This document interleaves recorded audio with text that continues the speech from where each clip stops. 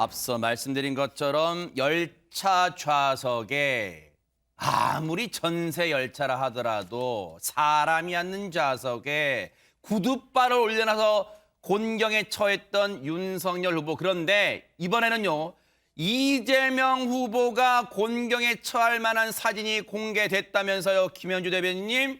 네, 어제 김웅 국민의힘 의원이 페이스북에 사진과 글을 올렸습니다. 그 사진을 자세히 봤더니 실내에서 이재명 지금 현재 후보가 네. 흡연을 하고 있는 사진이었는데 이것이 이제 2014년 2월경에 촬영되었을 것으로 추정되고 있습니다. 네. 실제 그 당시에 촬영된 것인지 확인은 아직 안 되고 있습니다만 네. 지금 저 담배 연기가 상당히 뽀얗게 이제 보이고 있죠. 일부 술자리를 겸해서 이루어진 식사 자리. 이 자리는 아마 이 후보가 책 출판 기념회를 하고 난 이후에 출판사 관계자들이랑 또 자원봉사 해줬던 분들이랑 왜 흔히 우리 뒤풀이 같은 거를 하지 않습니까? 그런 자리가 아니었을까라고 이제 생각이 되는데 네. 식사를 하던 도중에 저렇게 실내에서 흡연을 하게 되니까 당시에는 실내의 그 규모와 여러 가지 여건에 의해서 그 계도 기간이었다고는 하지만 식당의 규모에 따라서 일부는 불법이 될 수도 있는 그런 상황이었는데도 불구하고 실내 흡연에 대해서 옆자리에 있는 분이 이게 실내에서 담배를 피우셔도 됩니까 하니까 네. 당시 이재명 후보께서는 내가 세금 거두는 걸 집행하는 사람인데 아하. 누가 뭐라고 하겠느냐라는 대답을 하셨다 그래요. 네. 그리고 뿐만 아니라 이기인 성남시 의원 역시 SNS를 통해서 네. 소년공 시절에 넘치게 사랑을 해주시던 어머니 덕분에 술, 담배는 안 했다라고 하신 바가 있는데 술, 담배 안 한다고 했더니 정말 안 하는 줄 알았느냐. 담배는 피운다라는 것이 입증이 된 셈이죠. 아하. 지금 저 사진을 보면 사실 이재명 후보는 지금 이 더불어민주당의 대선 후보다 보니까 이재명 후보 외에는 다른 인물들은 저희가 사진상에 뿌옇게 흐리게 처리했다는 점을 미리 말씀드리고요. 지금 국민의힘의 김웅 의원이 이 사진을 가져왔는데 사진만 가져온 게 아니에요. 사실은 저 내용이 어떻게 알게 되느냐. 누군가 아마 저 자리에 참석했던 사람으로 추정이 됩니다. 그분이 당시에 저 상황을 겪고 SNS에 올렸던 걸 그대로 인용해서 자신의 SNS에 올리면서 이 내용들이 어떤 상황이었는가가 이제 조금씩 공개가 된 거예요. 그런데 지금 김웅 의원은 그러면서 본인이 자기 여기에 대해서 뭔가 뭔가 주석을 달았어요. 그러면서 뭐냐? 여기는 바로 저 장소에는 옆에서 하지 말라고 해도 한 거다. 왜? 앞서 이제 참석자가 시장님 여기서는 담배 피우시면 안 되는 거 아닙니까? 라고 말했다는 그걸 언급한 것 같아요. 공중도덕 결여다. 국제적 망신이다. 왜? 윤석열 후보의 구둣발 사진에 대해서 공중도덕 결여다. 국제적 망신이다라고 급발진하신 그분들의 반응이 기대된다. 즉 민주당의 반응이 기대된다고 얘기를 하고 있습니다. 먼저 요 얘기 하나 짚어볼게요. 이경 대변인 나오신 김에 저 사진 가지고도 오늘 선대위에서 여러 가지 얘기도 있고 그랬을 거 아니에요. 이거 어떻게 된 사진이지? 진짜로 그때 2014년 맞나? 이거 누가 그때 쓴 걸까? 여러 가지 분석이나 또 사실관계 확인해 보셨을 것 같아요. 그럼요. 확인을 했죠. 근데 확인을 하는데 시간이 좀 걸렸던 것이고요. 우선은 담배 피우면 안 됩니다라고 했던 부분이 지금 확인이 안 되고 있어요. 그래요? 왜 그러냐면 저희 입장에서는 그런 사람이 없다. 왜냐하면 다른 일행은 거기 있지 않았다는 것입니다. 그런데 그쪽에서는 국민의힘 쪽에서는 이런 사람이 있었다고 주장을 하는 것이고 누군가의 글을 올린 것인데 이 부분에서 국민의힘 참 대단하다고 느꼈던 부분이 무엇이냐면 민주당에서는 이 부분에 해명을 할 때 팩트체크가 정확히 되지 않으면 이렇게 해명을 하지 않습니다. 그런데 국민의힘 이것이 녹음 파일이 있는 것도 아님에도 불구하고 정치인물을 누군가의 텍스트를 그냥 옮겨가면서 그 당시에 누군가 옆에서 담배 피지 말라고 했더더라 이렇게 얘기했다는 점에 대해서는 확인이 좀 필요하다라고 보여집니다. 네. 다시 말씀드리지만 민주당 입장에서 그때 동의 다른 분들은 없었습니다. 그리고 식당도 그때 뭐 우선은 담배를 전체 다 피우지 않아야 되는 그런 시기는 2015년도고요. 이건 그 전입니다. 네. 그리고 평수도 저희가 확인을 했고요. 그때 평수가 그러니까 80제곱미터 내입니다. 그러니까 법적으로는 허용이 되는 것이 맞다라는 거 말씀을 드리겠습니다. 네. 그렇지만 지금 보면은 우선 저희가 이게 법적으로는 다 괜찮습니다라고 해명을 하고 있지만 저는 개인적으로 생각으로 제가 이제 선대위에서도 좀 어느 정도 입장을 말씀드리긴 했습니다만 어찌됐든 간에 2012년도하고 2015년도 그 사이에는 우리가 공공장소에서는 담배를 피우지 말자라고 했던 부분이기 때문에 그 부분에 대해서는 저희가 강력하게 담배 펴도 되는데 왜 못한다고 하냐. 법적으로 문제 없는데 왜 그러냐 이렇게 말씀을 드릴 수 없습니다. 네. 그럼에도 불구하고 법적으로 네. 문제가 없다라는 부분 그리고 법적으로? 다른 이용 네. 계획이 없었다. 그리고 이재명 후보만 혼자 피우는 것으로 지금 계속 주장을 하시는데요. 저희가 또 다른 사진도 지금 확인을 하고 가지고 있는 사진이 있는데요. 그래요? 네. 거기에서 다른 분들도 다른 분들 담배를 피웠습니다. 그런데 민주당 선대위에서도 이 부분은 국민의힘과 좀 다르다라는 것이 사진을 저도 방송 오기 직전에 확인을 했습니다. 그럼에도 불구하고 선대위에서는 자 봐라. 우리는 이렇게 다른 사람들 담배 폈다. 이렇게 주장할 염치가 없는 것이죠. 그런데 지금 이런 상황에서 이게 네거티브가 이루어지는데 우리가 이것이 증명입니다. 팩트입니다 하는 부분에 대해서 국민께 좀 송구한 마음이 있기 때문에 거기까지는 말씀을 못 드리고 이 부분에 대해서는 앞으로는 더 이상의 네거티브는 없기를 바란다는 말씀 드리겠습니다. 그러면 아직 그 사진은 지금 말씀 들어보니까 이 자리에서 다른 분들도 흡연을 하는 사진은 입수는 했지만 언론에 공개는 아직 안 하셨다는 얘기잖아요. 저는 그렇게 그죠? 알고 있고요. 지금 제 핸드폰에는 있습니다. 그렇군요. 네.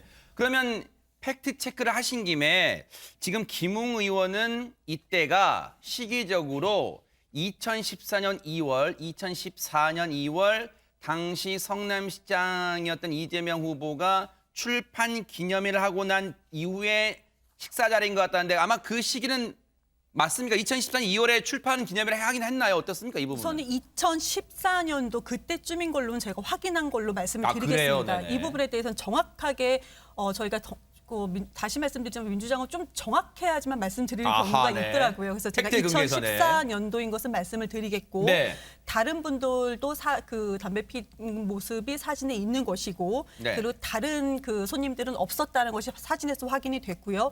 그리고 평수도 다시 말씀드리지만 법적 적용되지 않는 80제곱미터라는 점도 말씀드리겠습니다. 이 사진에 찍혔던 그분들 말고 이분들 말고 다른 손님들은 당시에 없었다. 다른 테이블에 일단 그 부분까지 확인했다. 했습니다. 팩트를 상당히 8년 전 사진이지만 8년 전 사진으로 추정되지만 당시 상황을 좀 체크를 하셨어요.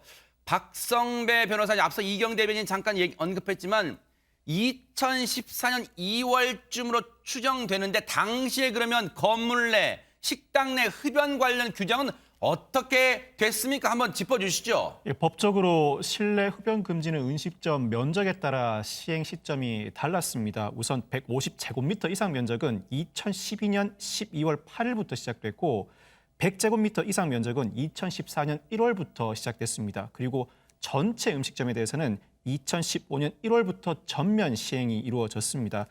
이 사진 2014년 2월 이 후보의 책 출판 기념회 이후 얼마 지나지 않은 시점에 촬영된 것으로 추정되는데 이 정확한 음식점 규모, 촬영 시점을 확인하여야 법 위반 여부를 논할 수 있을 것으로 보입니다. 네.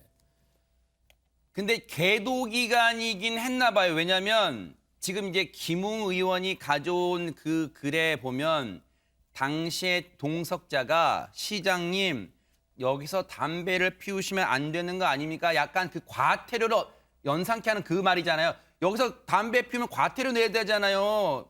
지금 그렇게 물게 돼 있잖아요. 그랬더니 이재명 후보가 당시에 시장 내가 세금을 거두는 걸 집행하는 사람인데 누가 말해? 일단 요거 얘기는 저희가 잠시 뒤에 짚어볼게요. 일단 안진용 기자님.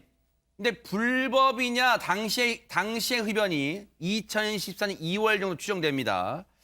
근데 이재명 후보가 줄곧 성남시장 당시에 실내에서도 뭐 금연해야 된다 이런 걸 강조해 왔다는 또 주장도 있어요. 네, 이번 논란과 더불어서요. 지난 2013년 1월 이재명 시장 시절에 SNS에 올린 글이 재차 화제를 모으고 있습니다. 네. 그 내용을 보면은 이 성남시에서 일하시는 분으로 보이는데요. 식당 금연구역으로 지정해 주시면 안 될까요? 라고 얘기를 합니다. 사방에 흡연자들이 담배 피는데 담배 연기 때문에 못 먹겠어요. 라고 하니까 이때 이재명 후보가 이렇게 답을 했습니다. 이미 금연인데요.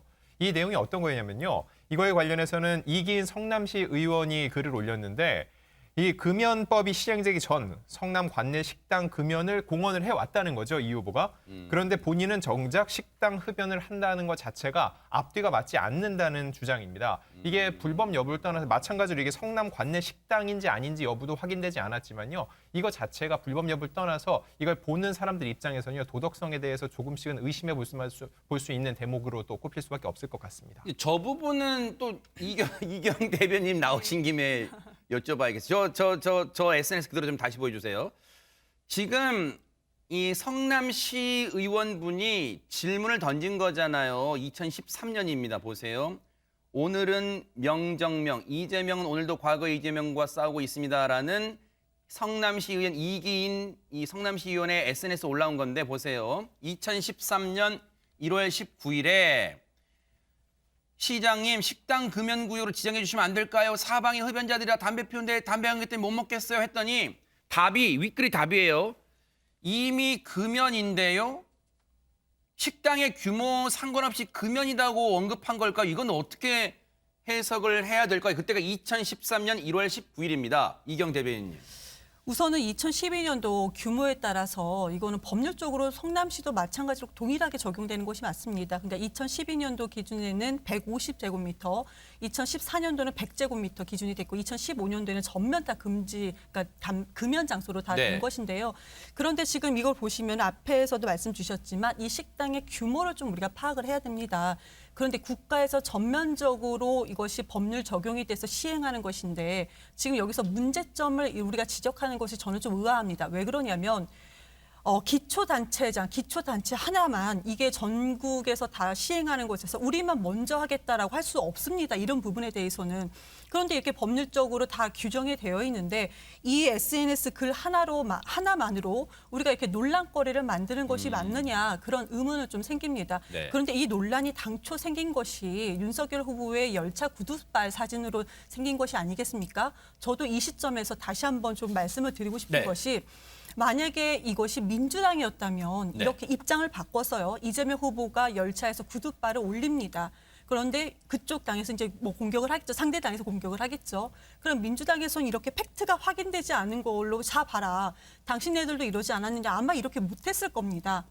아마 이재명 후보 같으면은 구두발을 올린 그 자체로 그냥 지지율이 완전 폭락하지 않았을까. 지금 현재 우리 시점에서는 그렇습니다. 왜 그러냐면은 지지자들이 민주당에 대한 어떤 그 기대치가 있다고 저는 생각을 합니다. 그런데 이렇게 확인도 되지 않는 것으로 네거티브고 이렇게 이걸 논란거리를 만드는 부분에 대해서는 이것이 정말로 국민들의 삶에 진짜 필요한 것인가 네. 하는 부분에 대해서 의문을 던지지 않을 수가 없습니다. 예상은 했습니다만 이경 대변인께서 단단히 준비를 하고 나오시는 것 같아요. 그런데 민주당 입장 중에요. 최진봉 교수님. 선대위 입장문이 어제 나왔어요. 어제 시점에 나왔습니다. 해당 사진이 찍힌 2014년 당시는 실내 흡연이 법률 위반 행위가 아니었다. 그리고 앞서 이제 그 뒤에는 이경 대변인께서 말씀해 주신 것처럼 저 테이블에 있었던 이재명 당시 성남시장과의 일행 말고는 다른 테이블에 손님은 없었다 등등이 있었는데 아니 근데 첫 번째 거 볼게요. 법률 위반 행위가 아니었다. 그래서 뭐 네티즌 분들은 그런 의견 주신 분도 계신가 보더라고요. 아니 그러면 열차에 구두발을 올린 것도 법률 위반 행위는 아니지 않느냐. 뭐 이렇게 또 이 맞대응하신 분도 있어요. 그러니까 이제 지지자들마다 반응이 달라질 수밖에 없는 거잖아요. 이제 기본적으로 사실은 뭐 이경 대표님도 아까 잠깐 얘기한 것 같은데 이 부분에 대해서는 국민들 관점에서 보면 뭐 그 당시에 물론 불법은 아니었지만 그럼에도 불구하고 이런 태도 자체는 좋은 건 아니에요. 그러니까 국민들이 볼 때 실망할 수 있는 부분 분명히 있으니 이 부분에 대해서는 인정하고 넘어가야 된다고 저는 보고요. 네. 다만 이제 이걸 국민들이 어떻게 판단하실 거냐 하는 문제는 어떤 행위를 했을 때 그 행위가 그 시대 그 당시에 또는 지금의 상황에서 어느 정도 용인되는 행위였냐 하는 부분이 중요할 것 같아요. 그래서 네. 아마 이제 법률적 문제를 따지는 것 같아요. 왜냐하면 만약에 예를 드는 겁니다. 이거는 만약에 그 당시에 정말 식당에서 그 규모 식당에서 다 담배를 피우는 상황이었다고 하면 이게 물론 뭐 지금의 관점에서 보면 분명히 잘못된 행동이죠. 그러나 그 당시에는 용인될 수 있는 부분이 있는지도 확인해 봐야 될 거고. 네. 윤석열 후보 같은 경우는 이제 발을 올리는 행위가 법으로는 아무 문제가 없어요. 저기 발 올린다고 법적으로 무슨 문제가 되겠습니까? 다만 이게 인간적으로 일반인들이 느낄 때 도덕적 관점에서 보면 남이 앉을 수 있는 자리에 다리를 올리는 건 상당히 불편해 보일 수 있거든요. 네. 아마 그런 관점에서 접근하지 않을까 하는 생각이 들고 아마 그러다 보니 민주당에서는 법률적 문제를 집중적으로 얘기하고 거론하는 게 아닌가 이런 생각이 듭니다. 김현주 대변인께 좀 여쭤볼까요? 앞서 이제 이 김웅 의원이 누군가 당시에 동석했던 인물로 추정되는 분이 이제 SNS에 올린 걸 가져왔어요. 자신의 SNS에 올린 거예요, 같이. 근데 이렇게 담배 피우시면 안 되는 거 아닙니까? 했더니 그때 당시에 이재명 시장이 말하기를 아니, 내가 세금을 거두는 걸 집행하는 사람인데 누가 뭐래? 앞서 우리 이경 대변인 말씀처럼 이게 진짜 그 동석한 사람이 맞는지 지인위는 문제 제기를 했던 김웅 의원이 밝힐 좀 책임도 있어 보여요. 그런데 이게 진짜 이렇게 말했다고 가정을 해보면 그래서 이 인식은 어떻게 받을까요? 우리가 일상생활에서 만약에 그런 일이 벌어졌다면 이제 속으로 생각을 하겠죠.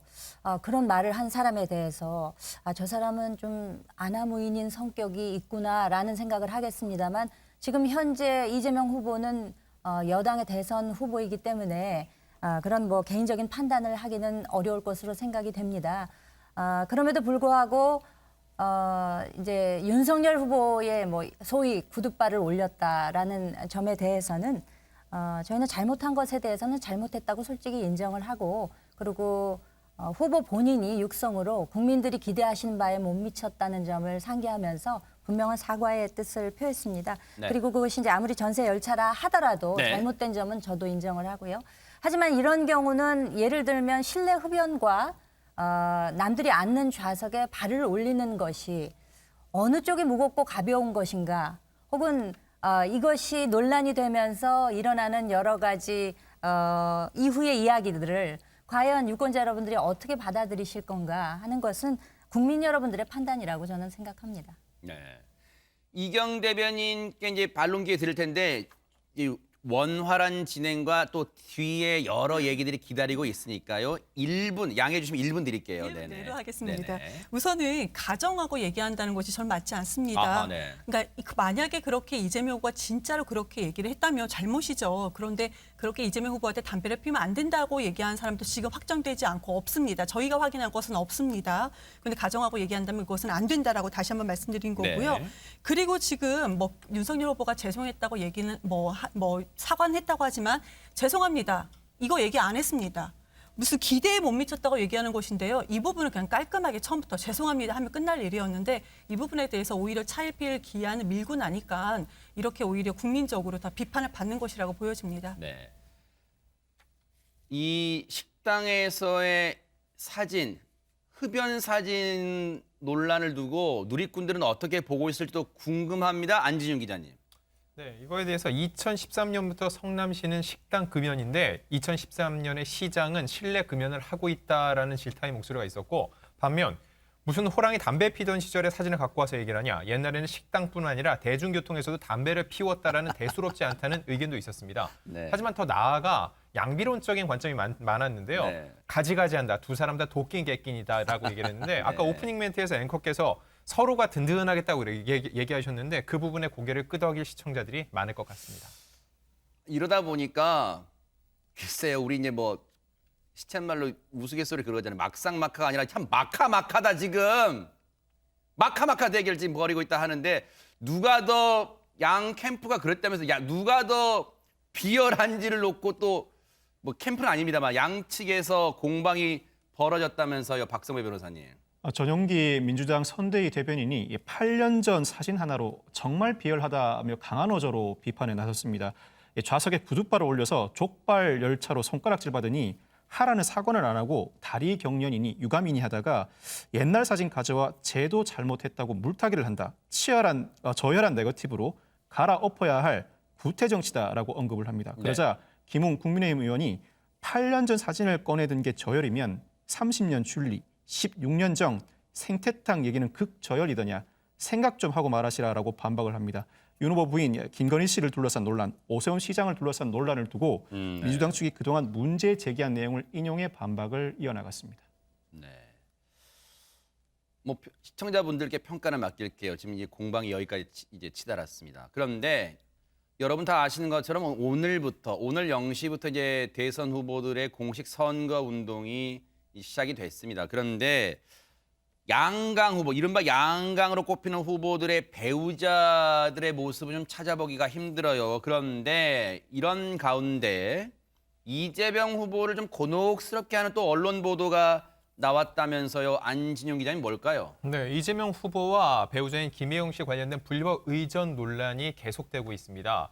이번에는 관용차를 사적으로 쓰지 않았다는 해명에도 불구하고 이와 배치되는 또 다른 녹취가 한 언론을 통해서 공개됐습니다. 네. 그 내용을 자세히 소개해드리면요. 네. 경기도 5급 공무원 이 배모 씨가 7급 A 씨에게 연락을 합니다. 네. 그러면서 김혜경 씨의 병원 일정이 바뀌었다면서 출입증을 미리 받아놓으라면서 관용차 배차를 묻는 아하. 내용이었습니다. 네. 다음 날 이제 서울대병원에 10시 반에 가게 되기 때문에 차가 필요하다는 내용인데요. 그 내용을 보면은 이 배 씨가 자택에 주택된 관용차를 운전해 김 씨를 태워서 병원에 갔다라는 게 A 씨의 주장입니다. 네.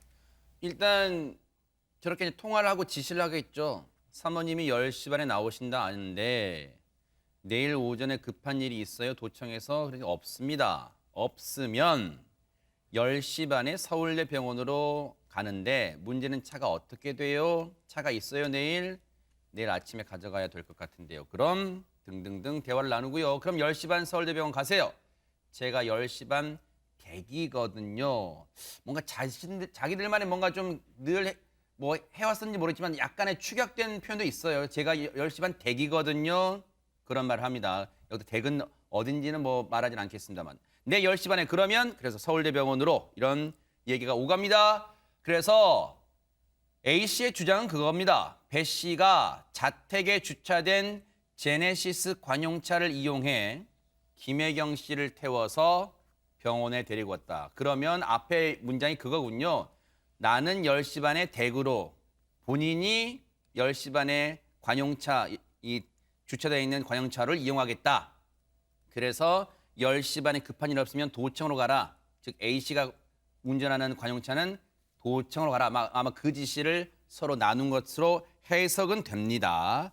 그런데 일단은 공적으로 탔다. 그동안 관용차 사진 뭐 공개된 적도 있어요. 국민의힘의 이제 박수영 의원이 이제 공개된 사진 보면 지하 주차장에 관용차가 나란히 있는 사진도 공개했는데 서울대병원에 간다. 사모님은 여기서 보면 김혜경 씨를 언급하는 걸로 추정이 됩니다. 서울대병원행 공적인 업무일까요? 어떻습니까? 김현주 대변인님. 공적인 업무라고 할 수 없죠. 사적 업무입니다. 개인의 병원행에 대해서는 사적 업무라고 하는 것이 맞는 것일 거고요. 민주당에서는 뭐 사실관계가 명확한 부분이 아니면 말씀을 안 하신다고 했는데 그 민주당 선대위에서는 당초에 이렇게 발표를 했죠. 김혜경 씨의 관용 차량 사용 의혹은 전혀 사실 무근이다. 공적 업무 시에만 사택에 관용차를 배치한다라고 했는데 실제로 이 A 씨가 주차증을 받았다는 거 아닙니까? 그러니까 실제로 거기에 늘 주차가 되어 있었다는 반증이기도 하고요. 그리고 제가 보도를 통해서 본 것만 해도 사적 이용이 3건에 이르릅니다. 그러니까 한 가지는 그 장남의 퇴원 시에 사용했다는 점은 인정을 하셨었고, 두 번째 이재명 후보의 어머님 제삿날 음식을 뭐 전하고 네. 뭐 제수용품을 샀다는 거 아닙니까? 그래서 이제 그분이 그 관용차에 조수석 뒷자리에다 갖다 실어놓으라고 합니다. 그 배모 씨가 그렇게 지시를 하죠. 뭐 전이 상하지 않았는지 냄새를 맡아보라 했던 게 이제 그때 상황인데 음식 보관용으로 사적으로 사용됐습니다. 그리고 지금 밝혀진 서울대 병원에 가는 그 상황도 최소한 3가지가 밝혀진 셈이죠. 이것은 사적 이용이 분명하다고 생각이 됩니다. 네. 이경 대변인께 안 여쭤볼 수가 없어요. 이제 이 부분은 사실 민주당 선대위 입장, 더 나아가서 이재명 후보 입장에서는 곤혹스러울 수 있는 게 김혜경 씨가 지난 12일 날 이제 사과를 함으로써 좀 일단락됐으면 좋겠는데 계속해서 물론 예상은 어느 정도 했습니다만 추가로 계속 폭로가 나오고 있단 말이에요. 이 내용은 좀 어떻게 봐야 될까요? 관용차를 사적으로 이용을 했다. 지금 뭐 9개월 동안 그 A 씨가 그 근무를 했다고 하는데 지금까지 밝혀진 것이 글쎄요 전까지 옮긴 것까지 얘기해야 될지 모르겠지만 그래도 3건이라고 하는데요. 물론 저는 이거 잘못했습니다. 저는 개인적으로는 이 부분에 대해서 우리가 무조건 사과해야 된다라고 저는 생각을 했고 방송 들어오기 직전에 선대위에 다시 확인한 결과 이런 부분은 우리가 사과를 해야 된다. 죄송합니다라고 말씀을 드려야 된다는 게 맞다는 것을 저는 확인을 했고요. 네.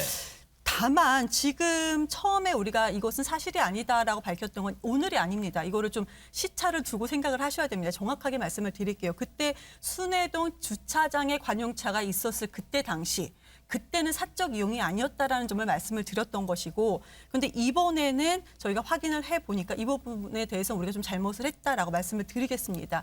그런데요. 경기도지사를 한 2년 좀 넘게 하셨죠. 그리고 한 2년 정도 하셨나요? 그리고 나서 지금 아니죠. 한 3년 정도 하셨죠. 그렇죠. 3, 4년 정도. 했어요. 지금 네네. 4년까지는 아니어도 그렇죠. 3년 이상이었는데 지금 9개월을 근무하면서 관용차를 김혜경 씨와 연관된 관용차가 지금 확실하게 그분이 얘기한 것이 하루입니다. 이런 부분과 제가 또 김건희 씨 얘기를 안 할 수가 없는데요. 간단하게만 말씀드리겠습니다. 경력, 학력 위조했던 부분 그리고 주가 조작에 대해서도 이거는 정말로 무기징역까지 가능한 중범죄입니다. 이런 혐의 부분.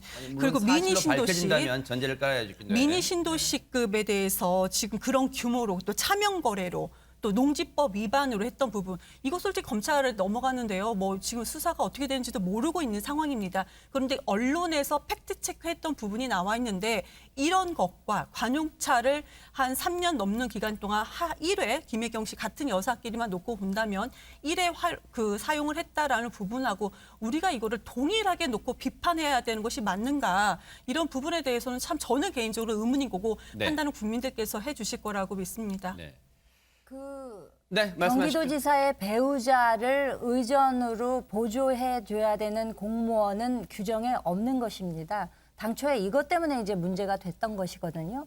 배 씨와 그리고 7급 공무원이었던 A 씨의 경우에도 아무런 이를테면 경기도지사의 배우자가 어떤 공적인 인물이 아닌데도 불구하고 그에 대한 보좌를 했다는 것이 문제가 되는 것이고 지금 법인카드 문제만 하더라도 그것이 이제 공금 횡령이나 직권 남용 등의 소지가 있는 이것 또한 뭐 아까 무기징역 말씀을 하셨는데 상당한 중범죄에 해당된다는 것이고요.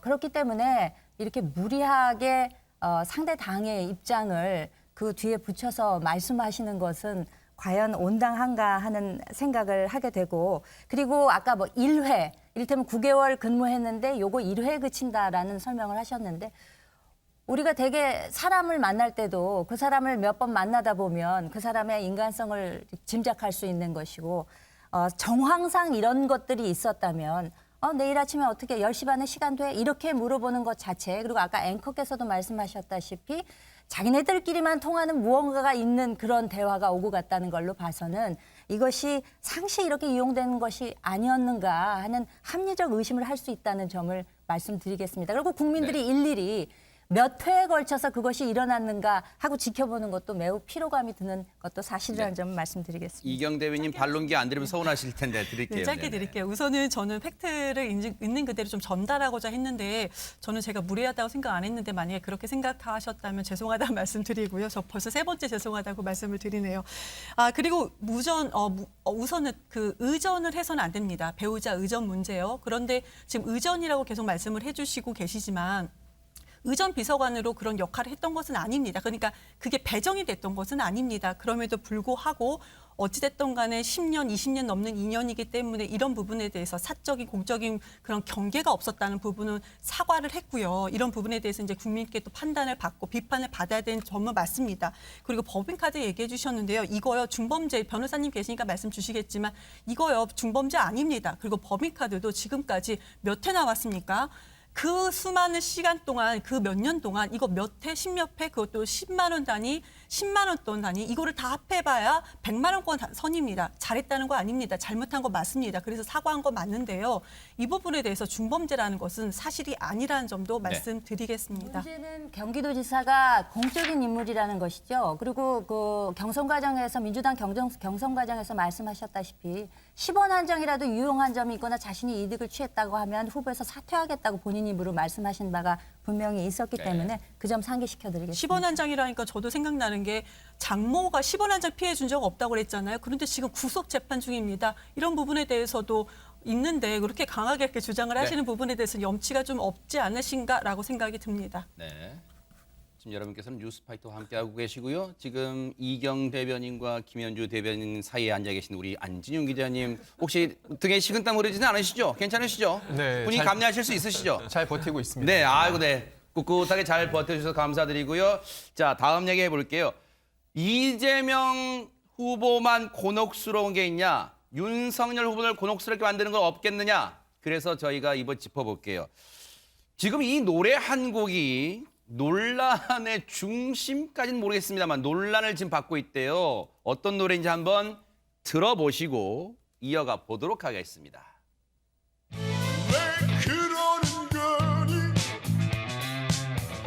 뭘 탐하는 거니 자신을 알아야지 대체 어쩌자는 거니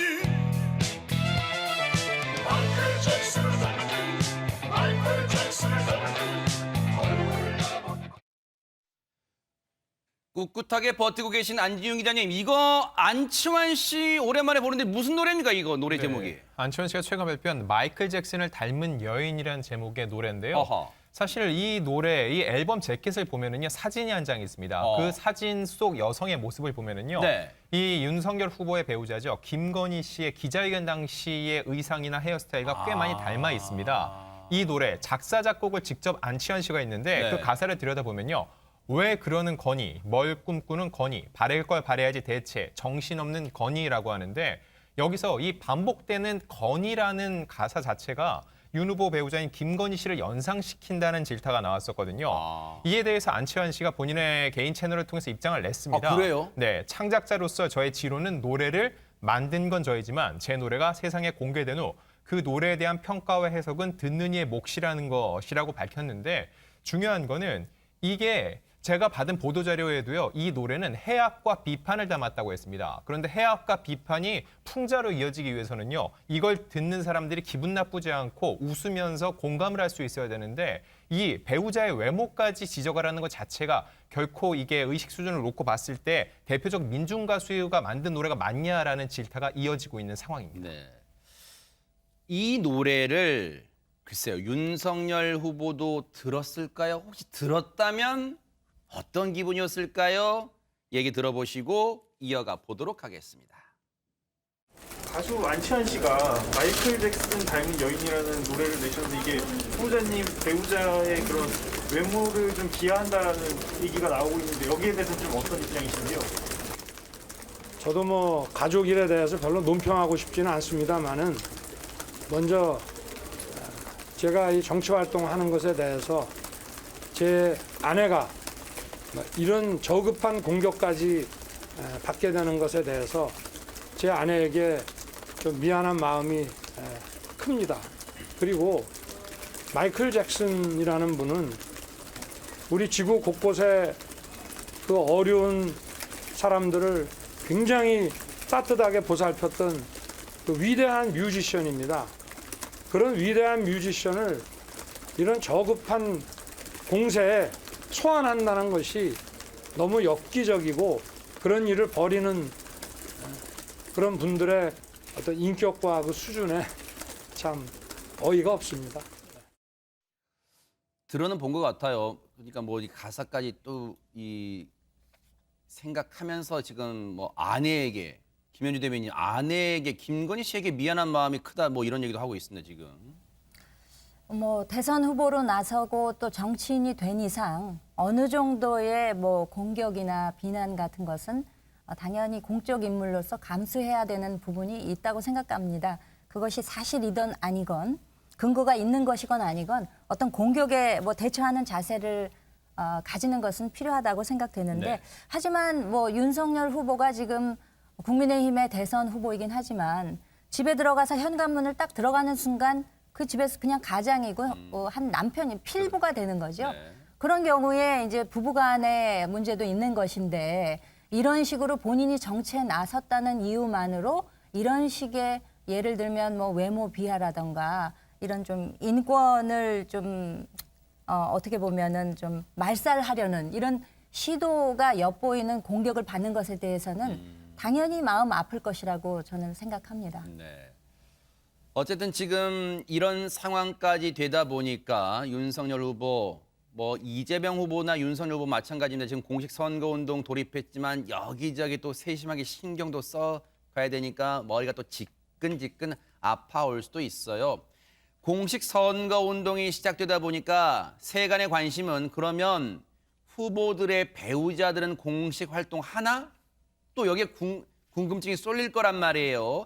관련해서 일단 우상호 민주당 선거대책본부장 얘기 들어보시고 이어가 보도록 하겠습니다. 아니 유세에 합류하지는 않고요. 그동안 국민에게 사과를 하고 자숙하는 기간을 갖고 있었는데 이제 어떤 방식으로 활동을 시작할 거냐에 대한 고민이 좀 있습니다. 국민 정서도 고려해야 되고 또 남편 선거도 좀 도와야 되고 좀 여러 가지 고민이 되는데요. 일단은 뭐 전화 여러 군데 지인들에게 전화 좀 드리고 또 비공개 일정들을 슬슬 시작해야 되는 게 아니냐 이런 고민을 하고 의논 중에 있습니다. 지금은 아마 논의 숙고 중인 것 같은데 뭐 비공개 일정부터 차근차근 시작할 것 같다 이런 얘기를 해줬습니다만 근데 오늘 뉴스파이터 들어오기 전에 한 언론에 그런 게 떴어. 광주에서 일정 시작할 거다 김혜경 씨가 이런 기사가 떴습니다. 그러니까요. 비공개 일정을 시작하겠다 이렇게 나왔고 지금 한 기사는 했다라고까지 나왔어요. 했다, 이미 했다. 네. 사실관계를 확인해야 될 것 같은데 네. 아마 광주에 있는 성당에서 비공개 방문을 아하. 했다라고까지 나왔는데 이거는 네. 사실관계가 확인된 건 아닙니다. 기사가 나온 그렇죠, 상황이고요. 그렇죠. 네. 아마 이제 이재명 후보가 유세하는 현장에는 직접 참여를 하지 않는 것 같아요. 여러 가지 이제 그 여론도 아직까지는 안 좋은 상황이고 여러 가지 논란이 아직 완전히 끝난 게 아니잖아요. 지금도 계속 논란이 되고 있는 그러네요. 상황이기 네. 때문에 부담이 될 겁니다. 다만 이제 조용히 언론에 노출되지 않은 상태에서 일반 주민들 만나서 설명도 드리고 또 사과도 드리고 저는 뭐 김혜경 씨는 사과도 해야 한다고 생각해요. 여러 가지 일들에 대해서 이런 여러 가지 논란이 있었고 또 본인이 공적인 일과 사적인 일의 경계가 좀 부족했던 부분들 분명히 있는 거잖아요. 그거는 국민들 손 잡고 죄송합니다, 미안합니다, 열심히 하겠습니다 얘기해야 된다고 저는 보거든요. 아마 그런 관점에서 조용히 아마 지금 언론에 보도된 건 광주 호남 지역을 중심으로 비공개 활동을 한 걸로 알려지고 있는데 이건 물론 아까 말씀드린 것처럼 사실관계는 확인이 돼야 되겠는데 아마 그런 정도의 활동을 하지 않을까 하는 생각이 들어요. 공식적으로 언론에 노출되기보다는 비공식적으로 주민들 만나고 또 시민들 만나고 유권자 만나서 지지도 부탁하고 본인도 사과도 하고 이러면서 다시 신뢰를 쌓는 그런 과정을 아마 하지 않을까 그렇게 예상이 된다고 말씀드릴 수 있습니다. 이경 대변인께 여쭤볼 수밖에 없어요. 앞서 그림 좀 보여주세요. 왜냐하면 이재명 후보 입장에서는 저 모습, 조금 전에 해맞이 저런 같이 갔던 모습, 저희가 한강이었습니다. 그리고 뭐 저기 부산도 갔던 걸로, 해운대도 갔던 걸로 알고 있어요. 저 때가 참 그리울 거예요.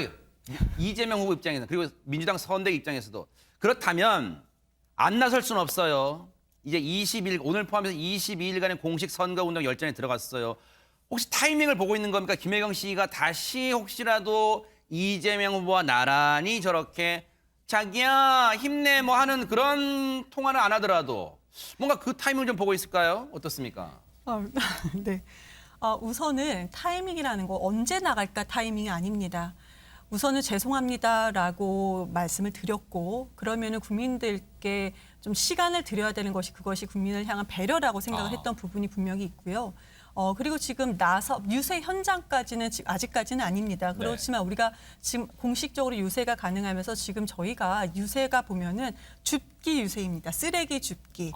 거기서 지금 유세 현장에 많은 분들이 쓰레기를 주우면서 거기서 아직 결정하지 않는 국민들의 마음까지 줍겠다라는 그런 의미가 있습니다. 네. 여러 가지 좀 유세 그런 게 있는데 앞으로는 나오지 않을까라고 예상을 합니다. 왜 그러냐면 이미 대통령 후보의 그 배우자입니다.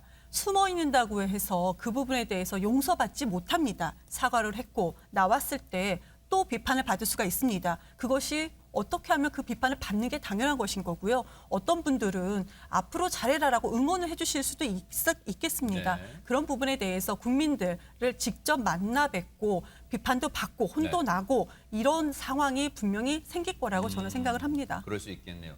아니 그럼 궁금증은 자연스레 박성배 변호사님, 김건희 씨는 활동 안 하나? 여기에 쏠릴 것 같아요. 김건희 씨가 지난해 12월 26일 자신을 둘러싼 허위 이력 논란과 관련해 대국민 사과를 한 이후 최근 그 모습이 언론을 통해 처음으로 포착됐습니다. 그래요? 바로 어제 서울 마포구 극동방송국 건물 앞이었습니다. 기자가 앞으로 대선 과정에서 공개 행보를 할 것인지 묻자 김 씨는 문화, 예술, 종교 분야에서 공개 행보를 해보라는 조언이 많아서 검토 중이다라고 언급하면서도 어허. 아직 결정된 것은 없고 남편과 상의해 보겠다고 말을 아꼈습니다. 네.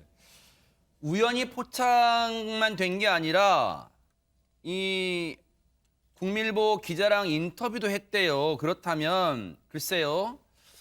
뭐 이제 또 세간의 분석이랄까요? 네티즌 수사대들의 분석도 있습니다만 왜 포착된 곳이 다른 언론사도 많고 그리고 다른 방송국도 많을 텐데 서울 극동방송의 이사장인 김장환 목사를 만났고 그리고 국민일보 기자와 인터뷰를 했고 이거 혹시 뭐 조금 뭘 염두에 둔 걸까요? 어떻게 좀 해석을 해야 될까요? 김현주 대변인님? 뭐 저는 그렇게 뭐 염두에 둔 행동이라고 생각지는 않습니다. 윤석열 후보가 직접 제안을 해서 교계의 원로시잖아요. 극동방송의 그 김정한 목사님을 소개를 해서 4번째 만남이었던 것으로 알고 있습니다.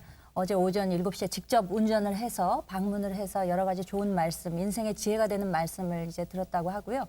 그리고 본인이 그 사과 기자회견 이후에 성찰하는 시간을 갖겠다고 했기 때문에 그런 시간들을 갖는 것이 아닌가라고 생각을 합니다. 그리고 윤 후보 본인께서 얼마 전 언론 인터뷰를 통해서 많은 분들이 그 부인의 등판 시기에 대해서 궁금해한다는 질문에 대해서 늦게 결혼을 51살에 했기 때문에 서로 간에 좀 독립적인 부분, 왜냐하면 그때까지 이미 그 사회적인 커리어를 서로 쌓고 있었기 때문에 독립적으로 좀 생활하고 그렇지만 의논을 해서 필요한 부분이 있으면 등판하겠지만 아직까지는 이라고 좀 설명을 하셨기 때문에 구체적으로 언제 활동을 시작할지 혹은 활동을 시작할 수 있을지 없을지에 대해서는 저는 아는 바는 없습니다. 네. 아마 알아도 말씀 안 하셨을 것 같아요. 네. 그런데 대선 후보의 참 일거수일투족이 관심을 받는 건 당연하잖아요. 정말로 뭐 사실 그 연장선상에서 나온 게 구두발 논란 그리고 식당 내 흡연 논란 그런 거라고 생각돼요. 그런데 지금 이 대선 후보의 이 부분까지 지금 화제를 모으고 있는데 어떤 내용인지 궁금합니다. 관련 얘기 들어보시고 이어가 보도록 하겠습니다. 네, 눈썹 옆에 11일 날 흰색- TV 토론을 예. 다시 자세히 관찰을 해보니 예. 그 흰 눈썹이 포착이 되더라라고 보도를 한 언론이 다수가 있습니다. 그날 오전에 윤석열 후보자가 그 염추기경님을 예방할 때의 얼굴 사진이 있었는데요. 예. 그 당시는 그런 눈썹이 안 보였어요. 그래서 아마도 관상학적으로 흰 눈썹이 성공과 장수를 의미한다라는 게 있으니까 그 왕자 논란 때처럼 상당히 그 미신적인 그 것을 아직도 끊지 못하고 있다. 참 큰일이다라는 거죠. 흰 눈썹이 포착이 됐대요. 지난 11일 날 참 공교롭습니다만 매경 스튜디오, 매경 미디어 센터 MBN 스튜디오 이곳에서 진행이 됐던 TV 토론에서 자세히 관찰해 봤대요. 추미애 전 장관 얘기로는 흰 눈썹이 포착이 됐대요. 글쎄요, 관찰력은 대단하신데 매 눈입니까? 정말 눈썰미가 좋으신 것 같은데 어느 부분에 지금 흰 눈썹이 있다는 거예요, 박성배 변호사님? 추미애 전 장관 주장에 따르면 지난 11일 TV 토론 당시에 윤석열 후보에게 흰 눈썹이 보인다고 합니다. 즉 당일 오전에 윤 후보가 염수정 추기경을 예방할 당시에는 흰 눈썹이 보이지 않는데 TV 토론 직전에 인위적으로 흰 눈썹을 부착하고 나왔다는 것입니다. 그러면서 관상학적으로 흰 눈썹은 성공과 오른쪽 부분입니다. 저기 눈썹 저게요? 그렇습니다. 네. 오전 모습과 대비되는 모습이라는 거죠. 그러면서 관상학적으로 흰 눈썹은 성공과 장수를 의미하는데 지난 왕자 논란 때처럼 윤 후보가 아직도 미신을 끊고 있지 못하다니 큰일이다라고 주장을 하고 있습니다. 아니 근데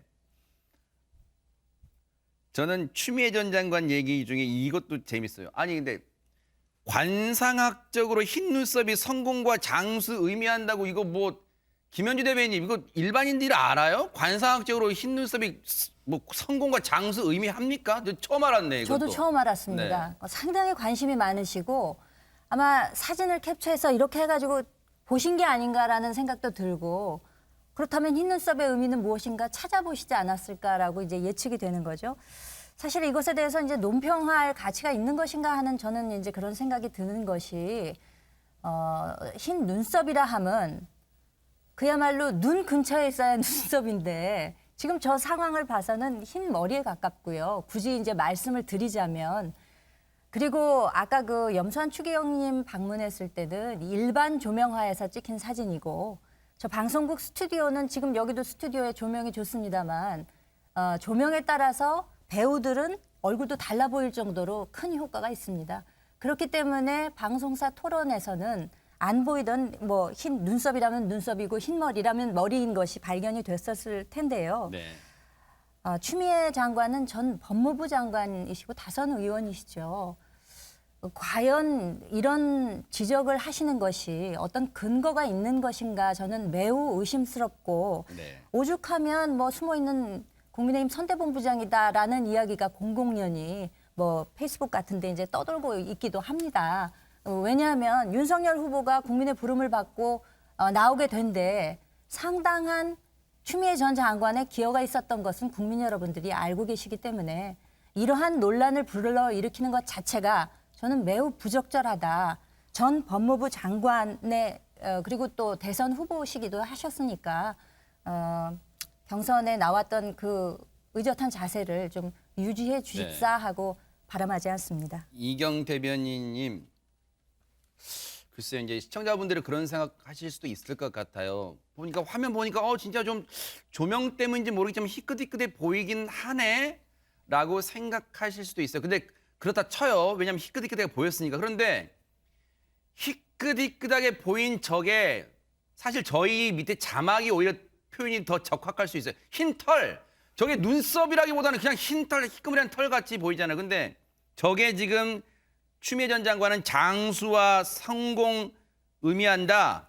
그래서 그 다음 말까지 이어져요. 그래서 시청자분들이 여기에 지금 많이 이걸 어떻게 봐야 될까 궁금하실 것 같아요. 상당히 미신적인 것을 아직도 끊지 못하고 있다. 여기로 귀납이 돼요, 지금. 우선은 저 사진은 저도 받은 사진인데요. 네티즌들께서 아무래도 뭐 민주당을 지지하시는 분들이겠죠.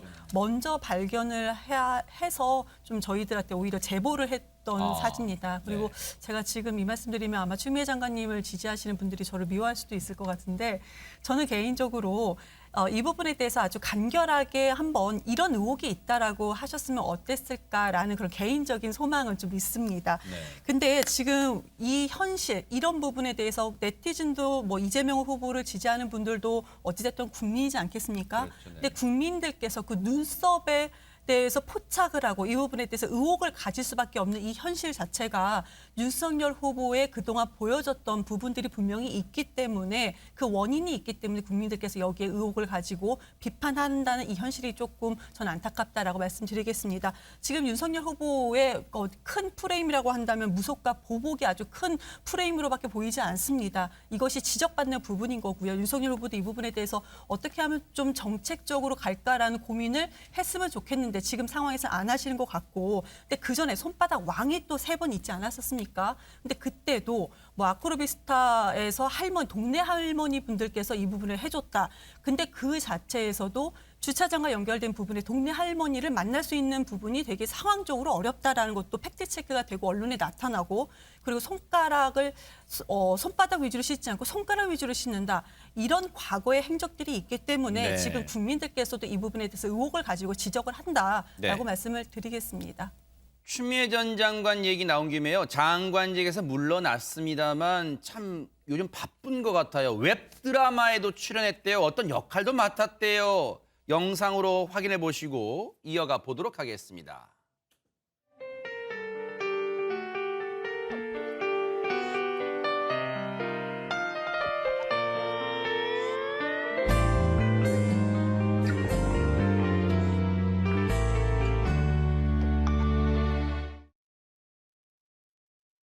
아니 왜 압수수색이 안 된다는 거예요? 여보세요. 지금 국민 생명보다 더 중요한 게 뭐가 있습니까? 여보세요. 여보세요. 여보세요. 아니.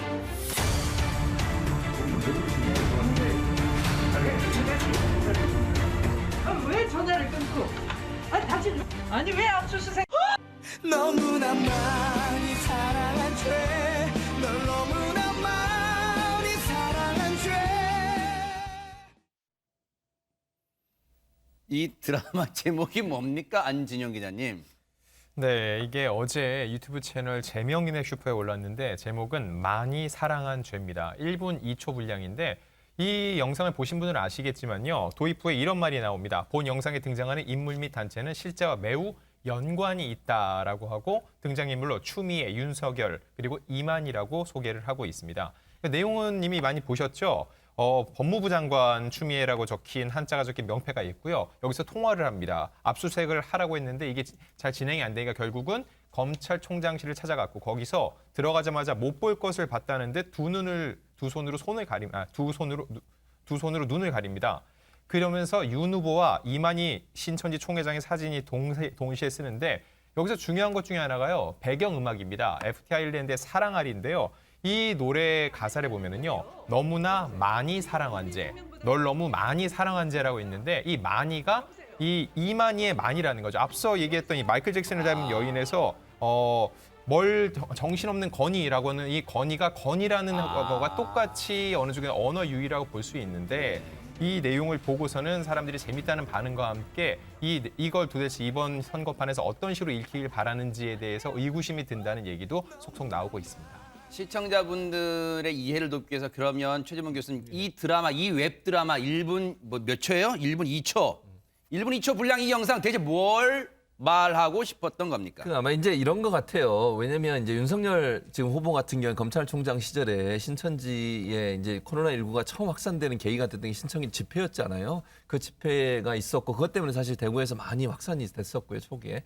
그걸 이제 그 이재명 후보도 토론에 나와서 그런 얘기를 했는데 법무부 장관은 빨리 압수수색해서 이거 좀 밝혀내라. 어떤 사람이 있는지 거기에 모였던 사람이 누구냐. 근데 이제 이걸 이제 추미애 장관의 입장에서 말씀드리는 거예요. 추미애 전 장관은 검찰총장인 윤석열 지금의 후보가 그걸 거부했다는 거죠.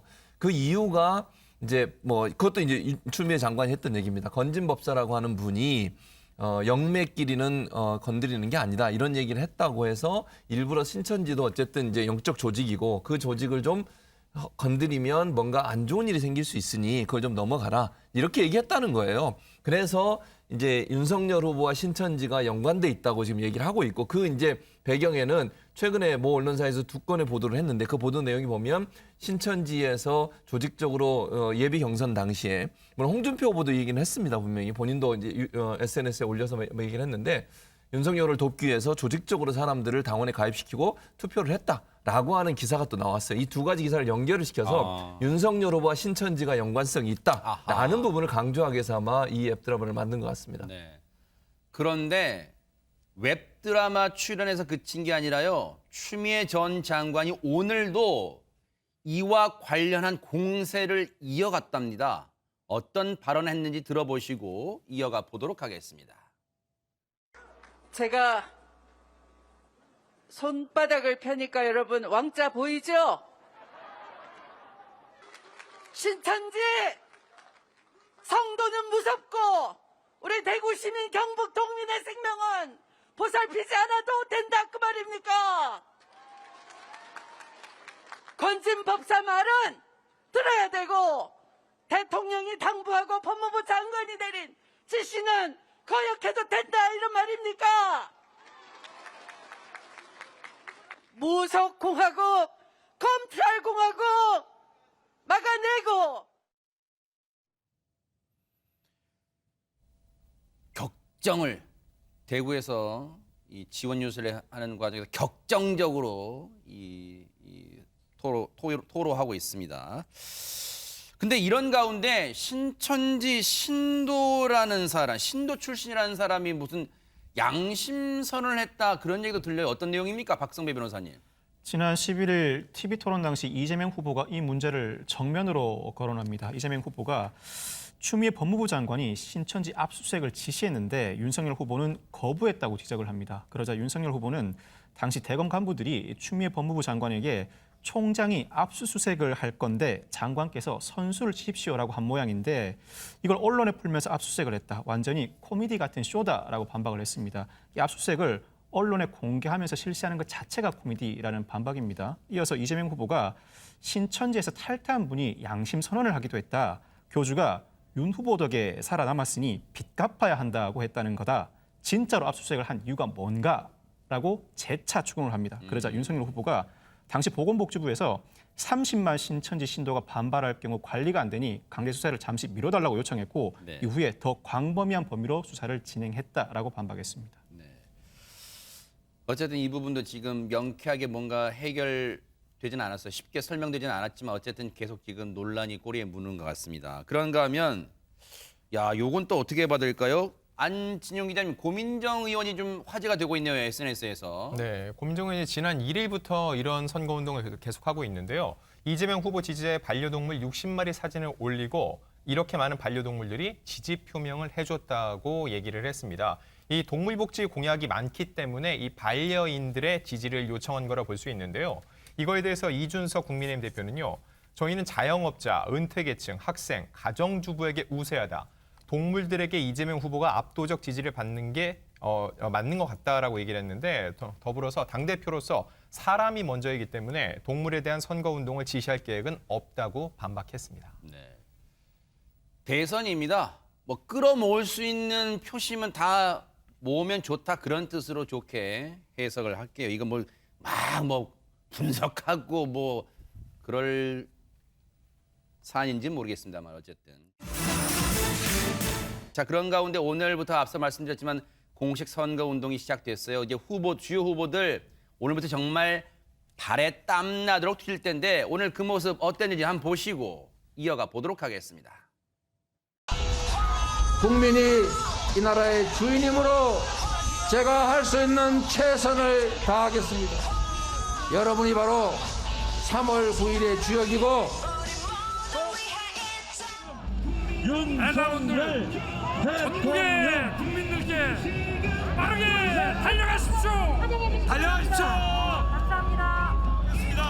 윤석열 시민들과 함께 대한민국의 역사적 퇴행을 막고 주 4일째 녹색 복지국가 만들겠습니다. 제2의 과학기술 입국을 통해 제2의 한강의 기적 반드시 만들겠습니다.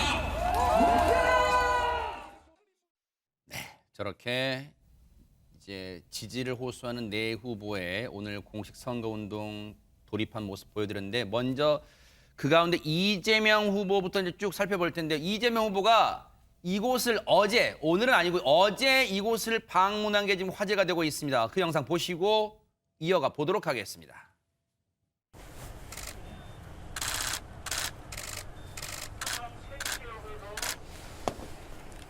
박근혜 대통령이랑 박근혜 대통령 내역도 오늘 참배하시는데요. 좋은 것도 나쁜 것도 역사의 한 부분입니다. 제가 5년 전에 경선을 하면서 이렇게 말씀드렸습니다. 내 양심상 그 독재자와 한강 철교 다리를 끊고 도주한 국민을 버린 대통령을 참배하기 어렵다 이렇게 말씀드린 일이 있습니다. 그러나 5년의 세월이 지나면서 저도 더 많은 생각을 하게 됐고 또 저의 사회적인 역할도 또 책임감도 많이 바뀌고 커졌습니다. 저 말을 해석 좀 해주세요, 최진봉 교수님.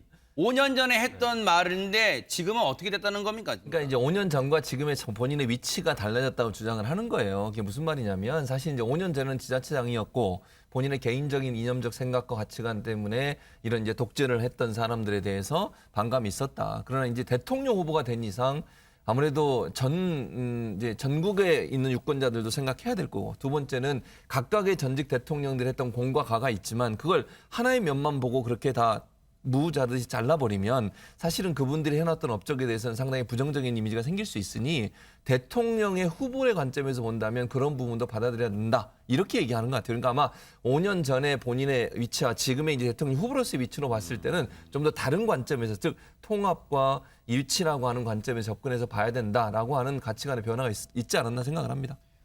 그러면 말 나온 김에 5년 전 2017년에 이재명 후보가 했던 얘기 들어보시고 이어가 보도록 하겠습니다. 오늘 안 그래도 아침에 왜 박정희, 이승만 묘소에 대해서는 참배를 생략하느냐는 질문을 받았습니다. 이승만 대통령은 친일 매국 세력의 아버지이고 박정희 전 대통령은 군사 쿠데타로 국정을 파괴하고 인권을 침해했던 그야말로 독재자입니다. 친일 매국 세력의 아버지, 인권 침해한 독재자에게 고개를 숙일 수는 없었습니다. 5년 전에는 저렇게 고개 숙일 수 없었다. 이렇게 말했는데 5년이 흐른 이제는 생각이 바뀌었다. 그러면 국민의힘 입장에서도 좀 긍정평가하는 대목인가요? 어떻습니까? 김현주 대변인님. 네, 뭐 외견상 전직 대통령들을 모두 묘역을 참배했다는 것 자체는 반가운 일이기는 합니다만 그 본질적으로 과연 달라진 것인가? 5년이 지나서 여러 가지가 달라졌다고 말씀을 하셨는데 그럼에도 불구하고 이제 말로는 좋은 것, 나쁜 것 이렇게 이제 갈라서 말씀을 하셨거든요. 그리고 뭐 친일 매국 세력이라든가 독재자라는 그 워딩은 그대로 반복을 해서 이제 사용을 하셨기 때문에 나쁜 것임에도 불구하고 내가 위치가 이렇게 바뀌었으니까 하겠다. 그러니까 그 참배의 진정성이라고 하는 것이 과연 국민 통합을 말씀하시는데 그 진정성 또 진심이 담겨 있기를 바라는 마음입니다. 네. 혹시 불편한 질문일 수 있습니다만 이경 대변인님, 그러면 3월 9일 날 당선됐어요. 혹시 당선되고 나서 또 마음이 바뀔 수 있어요? 가만히 생각해봐도 독재자한테는 도저히 고개 숙여서는 안 될 것 같습니다라고 다시 그때는 안 할까요? 어떻습니까? 이게 계속 이제는 안 바뀌고 쭉 가나요? 어떻습니까? 우선은 5년 전이라고 했습니다. 그럼 5년이라고 하면 365일로 만약에 계산한다면 1825일입니다. 5일 전이 아니에요. 그리고 당선된 이유는 거의 뭐 20일 이후입니다. 그러니까 우리가 이 1800일인 날을 조금 생각을 해야 될 것 같다라는 말씀을 드리고 싶고요. 저는 두 가지를 좀 봤어요. 제가 이 부분에 대해서 이재명 후보가 직접 질문하고 답변을 받지 못했기 때문에 받았으면 더 좋았을 텐데 그러지 못해서 전 우선은 1800여일 시간 동안 본인이 그 시간 동안 생각이 바뀔 수도 있겠다. 왜 그러냐면 5년 전의 생각이 국민들이 이것이 맞다고 생각하시는 국민들도 계실 거고 지금 5년 이후의 생각이 맞다고 하신 국민들도 계실 겁니다. 지금 현 시점에도 5년 전 그 내용과 5년 이후의 내용이 다 두 가지가 있는데요. 국민들 의견은 다 두 가지로 나눠져 있습니다. 그런데 이재명 후보가 생각이 바뀔 수도 있는 것. 두 번째로는 그때는 민주당 후보였지 경선 후보였습니다. 지금 현재는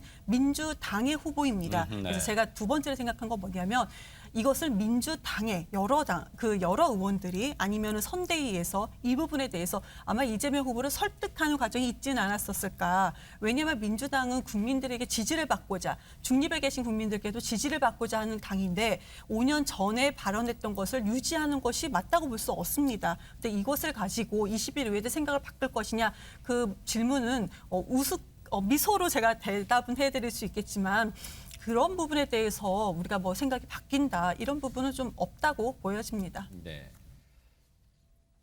이재명 후보는 오늘은 공식 선거운동 새벽에 부산부터 일정을 시작했어요. 그리고 쭉 거슬러 올라오는데 반대로 윤석열 후보는 경부선의 하행선을 택했습니다. 윤석열 후보 모습 보시고 이어가 보도록 하겠습니다. 부산이 첫 출발지고 새로운 세상 만들 수 있는 거 여러분 믿습니까?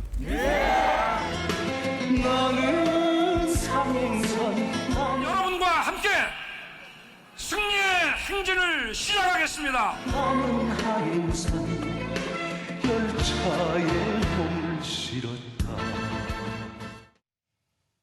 자, 경부선을 택하긴 했는데 두 후보가요.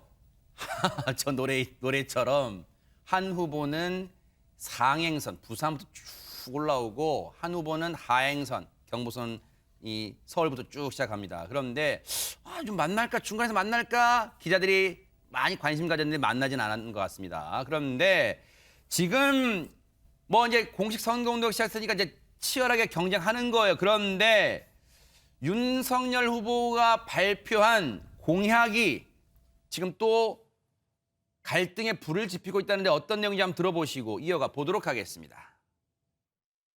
검찰의 독립과 정치적 중립성을 더욱 강화하겠습니다. 이를 위해 법무부 장관의 구체적 사건에 대한 수사 지휘권을 폐지하겠습니다. 또한 검찰총장에게 독자적인 예산 편성권을 부여하겠습니다. 다음으로 공수처를 정상화하겠습니다. 검찰, 경찰의 수사 내사 중인 사건을 통보받거나 이첩받아 공수처가 우선적으로 수사하게 되어 있는 독소 조항을 폐지하겠습니다. 공수처도 검, 경과 동등하게 고위공직자의 부패 사건을 수사하도록 진정한 수사기관으로 환골탈퇴시키겠습니다. 만일 그래도 문제점이 계속 드러나고 개선되지 않을 경우 공수처 폐지를 추진하겠습니다. 검찰 강화뿐 아니라 예산 편성권까지 거론했어요. 민주당에서는 이 발언 어떻게 보고 계십니까? 우선 모든 권력은 국민으로부터 나온다고 합니다. 그래서 우리 대통령도 국회도 그리고 단체장들도 국민의 눈치를 봅니다. 국민들께서 뽑았다가 나중에 저리 가라 할 수가 있으니까요. 근데 검찰은 그렇게 되지 않습니다. 그런데 지금 보면 예산도 가져가겠다. 법무부 장관의 지휘도 받지 않겠다. 인사권도 통제받지 않겠다라고 얘기합니다. 그러면은 이런 부분에 대해서 도대체 검찰을 견제하는 것은 누가 합니까? 국민이 해야 됩니까? 국민이 어떻게 합니까? 못하고 있습니다. 그런데 권력을 전부 다 가져가겠다라는 그런 주장에 대해서는 아마 국민께서 평가하실 거라고 보여집니다. 네. 김현주 대변인께 여쭤볼까요? 근데 저 발언이 글쎄요. 취지는 뭐 이해하시는 분도 많으시겠지만 며칠 전에부터 논란을 쭉 이어오고 있는 적폐 수사 관련해서 뭔가 오버랩되면서 부정적 인식도 지금 많이 있는 것 같아요. 어떻습니까? 문정부 들어서 제일 강조했던 것이 이제 검찰 개혁입니다. 검찰 개혁이라고 하는 것은 검찰의 독립성이 생명이라고 생각합니다. 문재인 대통령께서 검찰총장 임명 당시에 청와대에서 우리 윤 총장님은 살아있는 권력에 대해서도 수사하시고 이렇게 이제 표현을 하셨었죠. 그리고 조국 민정수석과 환상의 조합을 이룰 것을 기대했었는데라는 아쉬움도 표시한 바가 있습니다. 그럼에도 불구하고 조국 전 수석에 대해서는 마음에 빚을 졌다고도 말씀을 하셨습니다. 검찰의 독립성이라는 것은 검찰이 제대로 수사할 수 있고 사법권을 행사할 수 있도록 하는 것이 그 요체라고 생각되는 것이고 예산권을 직접 가져가기 때문에 나중에 이제 국회를 통해서 국정감사를 통해서 그 예산이 어떻게 집행되는지 서로 견제와 균형을 할 수 있습니다. 그렇기 때문에 본인이 대선 후보로 불려 나오는 과정 중에 검찰이 어때야 한다라는 것을 실감하고 이런 공약을 사법개혁 공약을 내세웠다고 생각합니다. 검찰은 행정부 소속인 거고요. 그리고 독립성이 아니고 검찰한테 중요한 건 중립성입니다. 이런 부분에 대해서 강조하고 독립적이란다는 부분이 절대 말이 되지 않습니다. 네. 앞으로 치열한 또 공약 대결 놓고도 공방이 벌어질 것 같습니다.